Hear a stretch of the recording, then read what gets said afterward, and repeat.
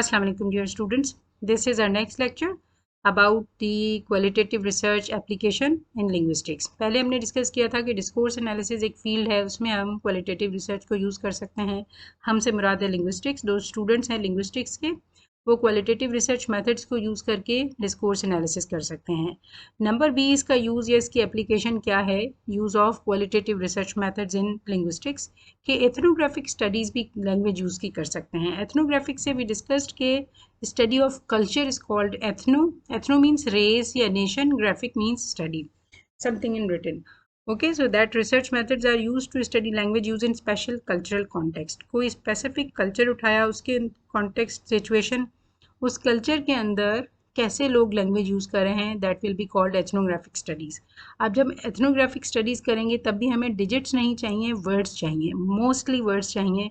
Digits कहीं कहीं ज़रूरत में आ सकते हैं, बट मोस्टली हमें रिसर्च करने के लिए डिजिट्स चाहिए होंगे, सॉरी वर्ड्स चाहिए होंगे. सो डेफिनेटली वर्ड्स जहाँ पर इन्वॉल्व होते हैं वो रिसर्च क्या होती है, qualitative. So researchers immerse themselves in a community, observing and interacting with members to understand linguistic practices. तो researcher अपने आप को उस community के अंदर invite करता है, community के अंदर इन करता है और वहाँ की उनकी linguistic practices find out करता है, उनके norms, उनके values, उनके identity construction और उनको समझने की कोशिश करता है. That is called ethnographic studies.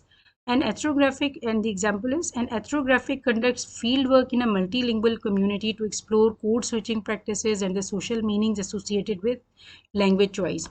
देखें, if we are not understanding or if we don't understand such things at this level, I mean on BS level, it will be very difficult for you to choose a specific topic for your research in MPhil level. देखें, ethnographic से क्या है मुराद, ethnographic conducts field work in a multilingual community to explore code switching. अब code switching एक practice है. Code से मुराद होता है लिंग्विस्टिक्स में लैंग्वेज. स्विच करना भी अंडरस्टैंड. स्विच का मतलब है एक लैंग्वेज बात करते करते आप दूसरी लैंग्वेज को यूज़ करना शुरू करते हैं, that is called code switching. Normally in our lectures also you can find code switching.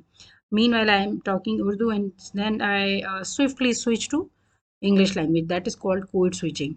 Code switching practices किसी किसी ग्रुप में, किसी एथनोग्राफर ग्रुप में चलता है. मल्टीलिंगुअल कम्युनिटीज़ हैं वो किस तरह कोड स्विचिंग करती हैं और सोशल मीनिंग्स किस तरह से लैंग्वेज चॉइस के साथ यानी कि करती हैं, एसोसिएट करती हैं, किस तरह अटैच होती हैं, कि सोशल मीनिंग्स हम कैसे देते हैं कुछ लैंग्वेज की चॉइस को. कुछ ख़ास लैंग्वेज की चॉइस है जो यंग लोग करते हैं, कोई ऐसी लैंग्वेज की चॉइस है जो बड़े बूढ़े लोग करते हैं. ये सारी चीज़ें कैसे हैं और लैंग्वेज सोसाइटी में कैसे यूज़ हो रही है. What is the use of language in particular society? That is called ethnographic study. तो ethnographic studies conduct करने के लिए हमें क्या करना होगा, qualitative research methods को apply करना होगा. Alright, so that is second application of qualitative research methods, which is ethnographic studies of language use, where we utilize language in ethnographic studies qualitatively. तो उसे हम कहेंगे ये एप्लीकेशन ऑफ क्वालिटेटिव रिसर्च हो रही है हमारी एथनोग्राफिक रिसर्च के लिए, and that is second application. Alright, next is narrative analysis, that will be doing in our next lecture. If you have some question please ask me so that we can go ahead.